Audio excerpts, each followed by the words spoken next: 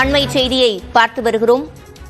மதுபான கொள்கை முறைகேடு வழக்கில் டெல்லி முதலமைச்சர் அரவிந்த் கெஜ்ரிவாலுக்கு ஏப்ரல் 15ஆம் தேதி வரை நீதிமன்ற காவல் விதிக்கப்பட்டிருக்கிறது. அண்மை செய்தியாக பார்த்து வருகிறோம். கூடுதல் விவரங்களை செய்தியாளர் சுசித்ராவிடம் கேட்கலாம். சுசித்ரா, இந்த வழக்கில் என்ன முன்னேற்றம் ஏற்பட்டிருக்கிறது?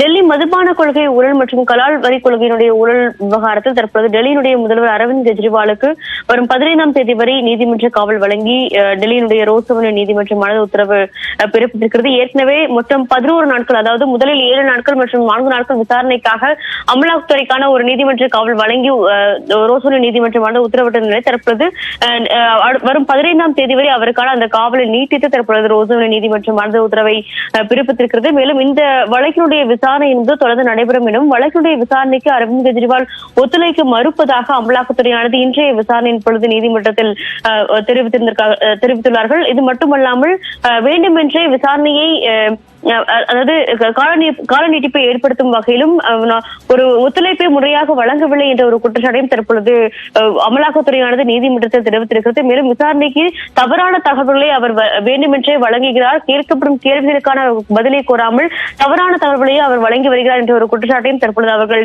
அமலாக்கத்துறையானது விசாரணையினுடைய நீதிமன்றத்தில் முன்வைக்கப்பட்டிருக்கிறது. மேலும் இந்த விவகாரம் தொடர்பான கூடுதல் ஆவணங்களையும் இன்றைய விசாரணையின் பொழுது அமலாக்கத்துறையானது அவர்களை ரோசவன நீதிமன்றத்தில் தாக்கல் செய்துள்ளது. அது மட்டுமல்லாமல் அவருடைய மொபைல் போன் உள்ளிட்ட தொலைபேசி உள்ளிட்ட தொழில்நுட்ப கருவிகளுக்கான அந்த பாஸ்வேர்டுகளையும் அவர் வழங்குவதற்கு அரவிந்த் கெஜ்ரிவால் தற்பொழுது வரையிலும் ஒத்துழைப்பு வழங்கவில்லை என்ற ஒரு குற்றச்சாட்டையும் முன்வைத்து வருகிறது. இந்த காரணங்களுக்காக அவருக்கான அந்த ஒரு காவலானது நீட்டிக்கப்பட வேண்டும் என்ற ஒரு கோரிக்கையை அவர்கள் முன்வைத்துள்ளார்கள். அதன் அடிப்படையில் 15ஆம் தேதி வரைக்கும் இந்த ஒரு காவலை நீட்டித்து தற்பொழுது ரோசவன நீதிமன்றமானது வழங்கியிருக்கிறது.